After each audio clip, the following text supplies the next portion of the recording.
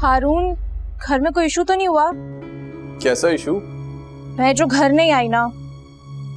तुम्हारे ना आने पे कौन इशू करेगा घर पे?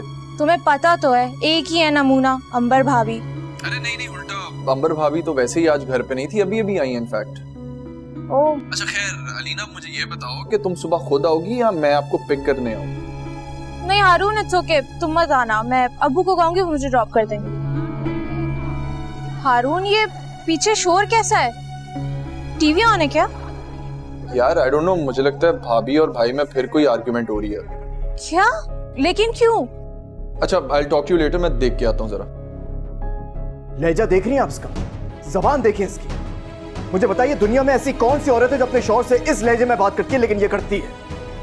अम्मी कसम से मैं तो तंग आ गया हूं इस औरत से। अपनी जिम्मेदारी का इसको कोई एहसास नहीं है, बस इर्द गिर्द के फसाद करवा लें आप इससे। मुझे इल्जाम मत दो, फसाद उस फुलझड़ी की वजह से होगा।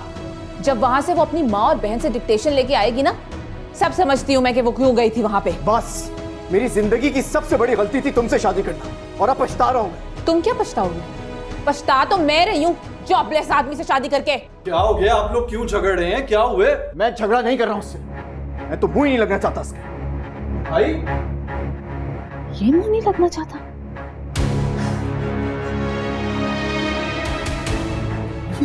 हारून, मैं नोटिस कर रही हूँ फरहान का रवैया बहुत उखड़ा उखड़ा सा हो रहा है अंबर के लिए।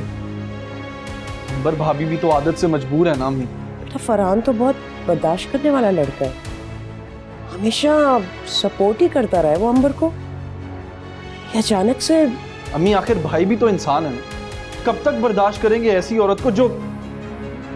बहरहाल मैं कुछ नहीं कह रहा। आप मुझे बताएं कि बात क्या हुई थी? नहीं, कोई ऐसी बात नहीं हुई थी, बस पता नहीं अचानक से फरहान बिगड़ गया उससे। फिर भी अम्मी पता तो चले कि बात क्या थी, आखिर हुआ क्या? बस मामूली सी बात थी। वो अलीना मिलने के लिए अपनी अम्मी की तरफ चली गई, अंबर को बुरा लगा। अंबर ने सोचा कि उसने मेरे से इजाजत लेनी चाहिए थी पहले, और फिर जाना चाहिए था अपनी अम्मी से मिलने के लिए। फिर तो फरहान भाई बिल्कुल ठीक बोले, भाभी को तो आदत हो गई है बात का बतंगड़ बनाने की। लेकिन हारो, मैं एक रिवायती सास भी नहीं हूँ, मैं भी कुछ बोल सकती हूँ। क्या मेरी इतनी सी भी अथॉरिटी नहीं है? और अलीना और तुम्हारी शादी को ज्यादा वक्त नहीं लगा है, और अलीना हर बात पे मनमानी करना शुरू हो गई है। और अगर मैं टोकूंगी भी ना, तो वो भी अंबर की तरह कल को मेरे सामने खड़ी हो जाएगी। उससे बेहतर तो अंबर है। आज तक मुझे बगैर बताए अपनी अम्मी के घर नहीं गई मिलने।